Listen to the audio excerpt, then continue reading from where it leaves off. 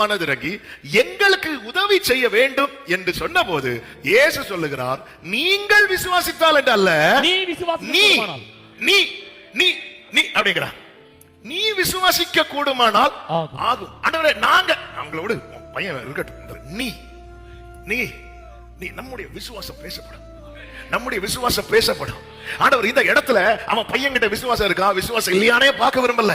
ஆமென். அவன் பாரத்தை இவன் பாரமா சுமந்துட்டு வந்து நிக்கும் போது கர்த்தர் இப்ப என்ன சொல்றா தெரியுமா? எனக்கு உன் விசுவாசம் வெளிப்பட்டா போதும், உன் பையனுக்கு நான் சுகத்தை கொடுக்க ஆரம்பிச்சிருவேன். நீ விசுவாசிக்க கூடுமானால், நீ விசுவாசிக்க கூடுமானால், இந்த காலை வேளையில் என்ன கேட்கிற அன்பு சகோதர சகோதரி, நம்ம குடும்பத்தில் இருக்கிற பல பிரச்சனை மாறுவதற்கு தேவன் நம்முடைய விசுவாசத்தை பார்க்க விரும்புகிறார், நம்முடைய விசுவாசத்தை அறிய விரும்புகிறார். நீ விசுவாசிக்க கூடுமானால். 4 வாலிபர்கள் அந்த திமிராத காரனை கீழே இறக்கி வச்சதும் நான் அவர்களுடைய விசுவாசத்தை கண்டு அவங்க விசுவாசத்தை பார்க்கிறார். நீ விசுவாசிக்க கூடுமானா, இப்பதான் அவன் உண்மையிலே கத்துறான், எனக்கு உதவுங்க. ஹல்லேலூயா. முதல்ல எப்படி கேட்கறான் தெரியுமா? எங்களுக்கு உதவுங்கன்னு. இப்ப என்ன கேட்கறான் தெரியுமா?